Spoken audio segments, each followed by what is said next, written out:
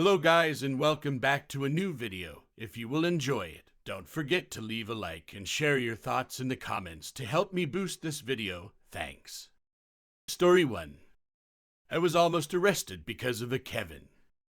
This happened a couple months ago. To set the scene, I-19N was walking through the supermarket to grab some beers and snacks. I was dressed in a dark blue shirt, so I see why he mistook me for an employee. This middle-aged looking man dressed like Jerry from Rick and Morty approached me and demanded I go get him his groceries and shoved his grocery list at me. I tried to say I don't work here, but before I could say the word work, he said go do it. All you lazy employees say the same things. I hand him his grocery list back and go to walk away when he very aggressively grabs my shoulder and spins me around. To combat this, while still spinning I get a punch, palm square on his nose. The palm wasn't super hard, but he exaggerated it by going backwards into the shelf, knocking everything over. He screams assault and quickly dials 911. Skip to when cops arrive. He starts immediately saying how when he politely asked for some help, I suddenly got hostile and punched him. Cops look at the camera footage, which unfortunately have no sound. At the angle we were at it appeared as though he had only tapped me on the shoulder. One of the officers went to put me in handcuffs, as it appeared that I hit him very hard. Luckily, he had squeezed my shoulder hard enough that it left a pretty good mark. I showed this mark, but the officers looked skeptical. I asked them to look closer at where his finger entered frame, and you could see that he grabbed and spun me around. You could see color drain from his face as he realized he was screwed. The cops didn't arrest him, unfortunately, but they did chew him out pretty good. After that very long encounter, I finally went home and enjoyed some beers with my buds. Story 2. You work for a different company. Check me out anyway.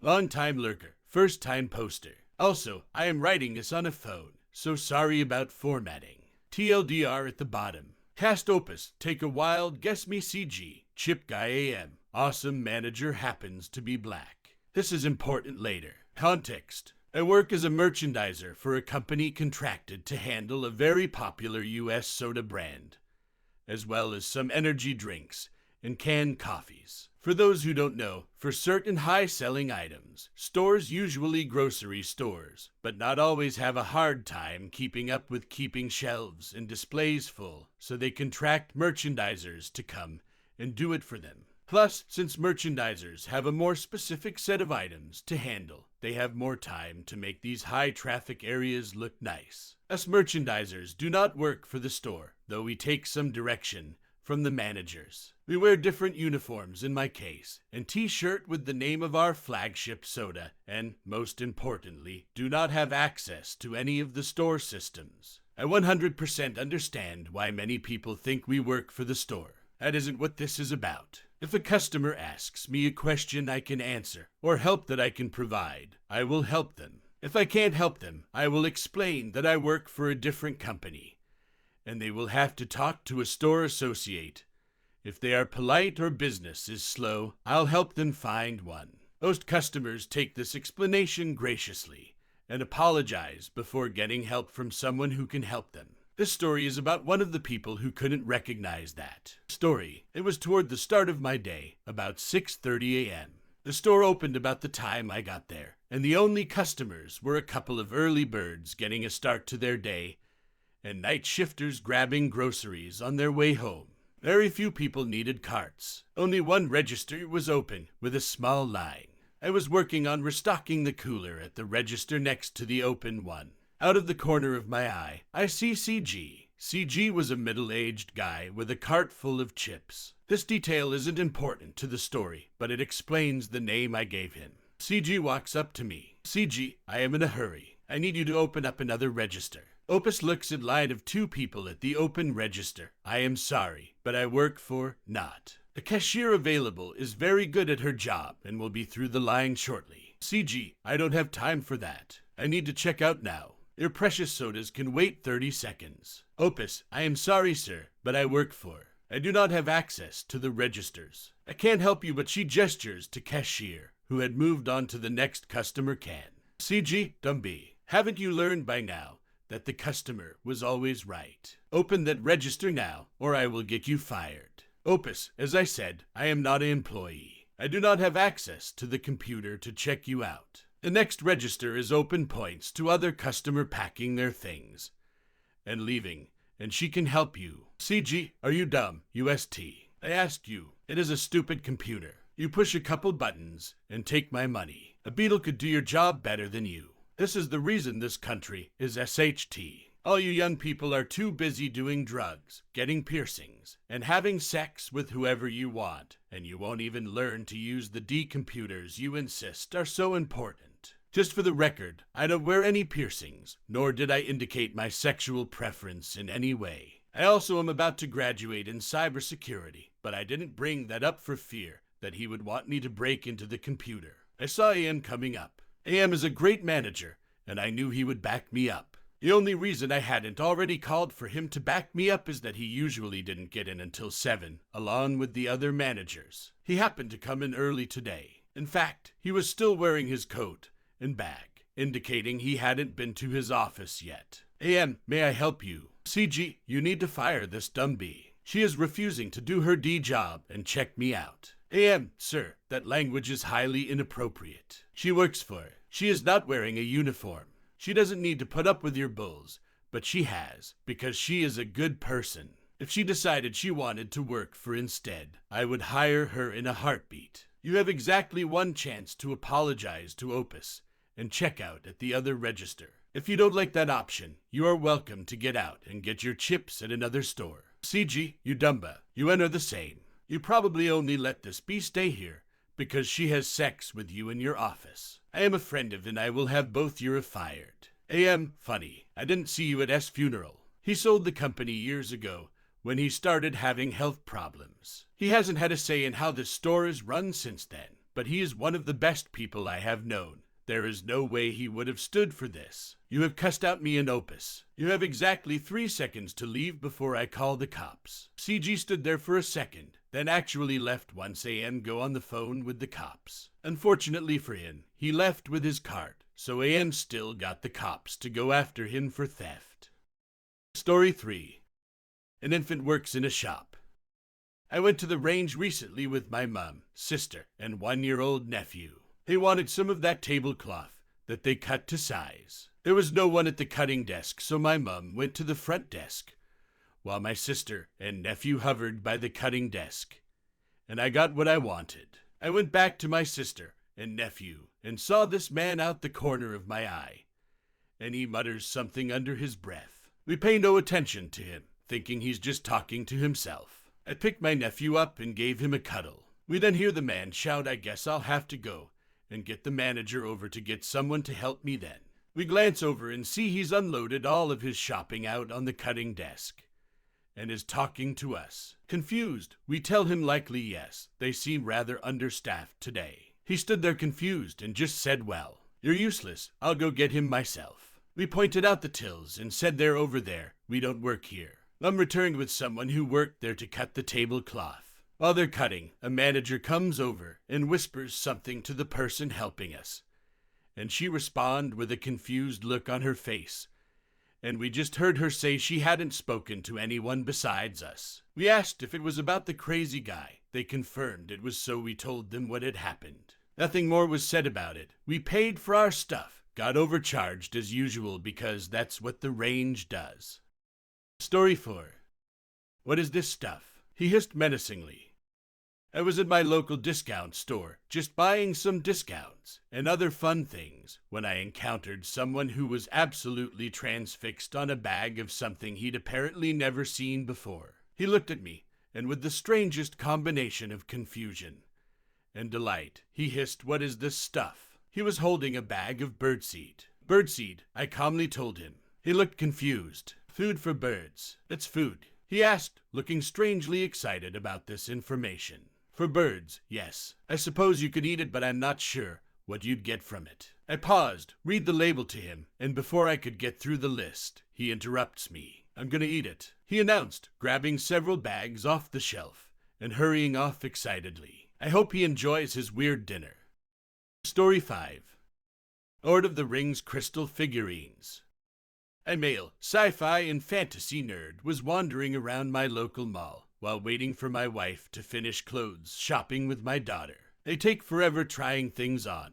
I noticed a new store that was filled with ceramic dragons, incense burners, and lots of crystals. One display had little cut crystal Lord of the Rings figurines. I was checking them out when a young boy came up and asked if I could get down the small dragon figure for him. I looked around and his mother was a few feet away and nodded that it was okay. They then went to the register at the back of the store to pay. I moved another dragon from the back of the shelf to fill in the gap. That's when a lurking Karen grabbed my hand while saying, "Now that you're done helping that child, I need you to get me down a castle incense burner right now. I don't have all day." She was not your typical looking Karen. About 5'10" and whipcord thin. She was black and dressed in a zebra-striped ensemble. Shirt, pants, and matching shoes. As I tried to pull my hand away, I told her I don't work here and let go of my hand. She had a very strong grip. She got a very mad expression on her face and started rambling about me not wanting to help her because she was black. I repeated that I don't work here, and she came back with, "I just saw you help that boy. Stop lying." Having had enough of this craziness, I jerked my hand forcefully away. And unfortunately, she came along for the ride. I did mention that she had a very strong grip. She toppled over into the display of 5 shelves full of crystal. This finally got her to release my hand as she tried to stop her fall. I panicked and moved swiftly to the entrance and off in the direction of my wife and child. I've never been good with confrontation. As we were leaving the mall 20 minutes later, I saw the Karen arguing with 2 police officers and the shopkeeper. I didn't see any blood on her hands as she waved them in the officers' faces, so I guess she only hurt her pride. She was yelling that it was their other worker that shoved her into the display. The shopkeeper kept saying that there was no other worker. I also heard her tell one officer that they hadn't got the security cameras running yet, as they had just opened. I hustled my family past before Karen noticed me. I know it wasn't my finest moment, but where do these Karens get off on putting their hands on people? I've never been back to that store. Story 6. I'm here to play, not to judge. Kind of a different angle for the I Don't Work Here standard. I used to be big into the collectible card game Magic, the Gathering subsequently called MTG. I was super into it, had thousands of dollars invested in decks, and even became a mid-tier judge in the competitive scene. This is significant because I was often the highest level judge in the room at card shops unless I was at a larger convention, and I was happy to answer judge questions at the card shops I visited. I have since stopped being a judge and don't play nearly as much as I once did. One of the regular things in any MTG community is going out to your local game store on Fridays for Friday Night Magic FNM. I would regularly attend before becoming a judge, but stopped when I became a higher level judge since I was often working tournaments in the weekends. This was before the pandemic and the decline of the competitive scene. But one Friday I hadn't played in a while and got the mind to relax and go enjoy FNM. Remember when I said I generally was happy to answer questions? Well, this night I attended. The on-staff judge that worked for the store knew me and apparently decided they could take the night off. The first time someone called judge, nobody came. They yelled again, and nothing.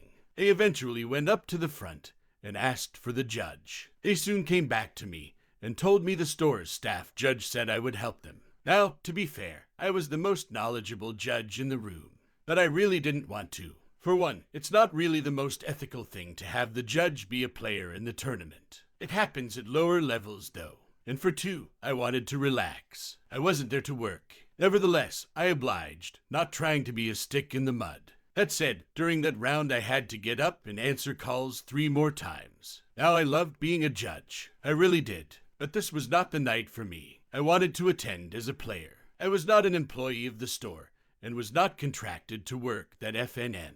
I decided to address the issue with the store judge in between rounds, but when I asked for him, the worker told me he was busy sorting cards. Feeling a bit frustrated, I determined I was done with working on my night of fun. Before the second round got underway, rounds at this store were understood to start at the top of every hour. I politely informed the other players that I loved the community and love being a judge, that tonight I was here as a player, that I would not take judge calls the rest of the night. They all understood, and sure enough, in the first 5 minutes of the round, judge, nothing. The person tried again, still nothing, and like the first person, went to the front to try and get the judge. They returned alone, and seemingly found a solution with their opponent. 5 minutes later, judge, and again they went to the front. This time, however, the staff judge was following behind. Finally, I thought to myself, our relief was premature to say the least. The judge handled the player's issue, and then, quite indignantly, approached me while I was still playing my game. Store judge, Opus, why the heck aren't you taking these judge calls? I'm not here to judge, I'm here to play FNM. Store judge, you're an L2, you're the most qualified judge here, though. Plus I was about to clock out early since I don't have to judge tonight. I am the most knowledgeable, but as an L1 who I certified, you are more than capable of handling FNM level judge calls. As for your leaving early, I'm sorry you got confused, but I was never asked if I would judge this tournament. If you had asked me, I would have refused since I'm just here to play. I'm not going to judge this tournament. I just want to play some games and maybe win a pack or two of cards. Store judge, but I already made plans. Can't you help me out this once? I made plans too. I plan to play FNM and not judge. I'm sorry, but no, I'm not judging. Store judge, you're such a tool, Opus. He left my table and proceeded to judge the rest of the tournament. I would like to say he realized he was out of line later and apologized. But that's not what happened. Quite the opposite. We were never on friendly terms again. He would speak to me for absolutely necessary things, like if I was checking out. But he never let go of that night I refused to do his job for him. Story 7. Lost in translation.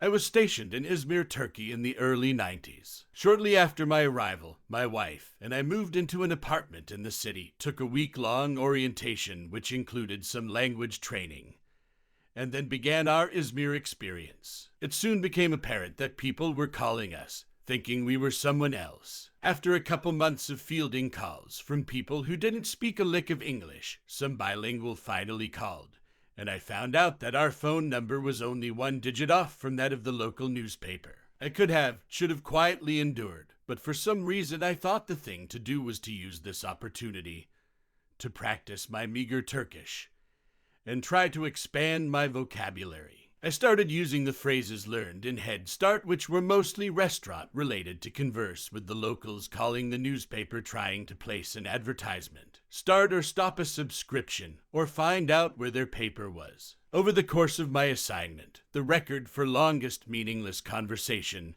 was nearly 3 minutes long. I always maintained a polite tone, and surprisingly, almost all of the Turks maintained their composure right up until they hung up. Story 8. How I put a crack in my cold, dead heart. Yesterday I went to the arts and craft store in search of picture frames. While I searched for a precut natural white matte board in my desired size because the store was grotesquely understaffed, and there was a line at the framing counter. I hear a woman ask another for assistance. She was wearing a shirt that matches the employee smocks. The reply was quick and almost rude. I don't work here. And the woman grabbed her cart and walked away. I don't know why this attracted my attention. Maybe it was the desperation in the asker's voice. Maybe it was store acoustics and funneled their voices to me. I really don't know. A woman who was looking for help stands for a moment before she uses a seeing-impaired cane to walk towards me and in the main aisle. I don't work here, but can I try to help you? She gives a huge sigh, smiles. I need help finding yarn. I'm making a baby blanket. And the colors needed are white or cream, yellow, pink, and blue. And I can't see enough to pick them out. Well, I can definitely help you with that. Can you lend an arm? It's crowded here, and I walk faster with a person leading. I laugh. Well, speed isn't on my menu. I have a walking boot and crutches. If you want, I can lead, and you can follow. I unfortunately don't have an open arm. She apologizes and mentions she'll find an employee. And I insist it's not a problem, and I've only seen one employee. And they're at the framing counter with a line of people. We figured out all the logistics. As we get to the yarn, we share names, and I learned she had her vision until a pair of hands and a foot ago, and that her husband dropped her off while he went to the hardware store. We get to the yarns and start by finding what feel of yarn she wanted. And then I start describing the colors: barely pink, light salmon, cotton candy pink to banana skin yellow, and banana flesh yellow, and this is almost a orange pink. I was told I was describing the colors well, and gathered the bundles. We finished our shopping together, and even checked out one after the other. And she insisted on buying me a chocolate bar as a thank you. Total grandma moved there right. Abasesha, I hope your great-grandbaby's blanket turns out wonderfully soft, and as loving and sweet as you.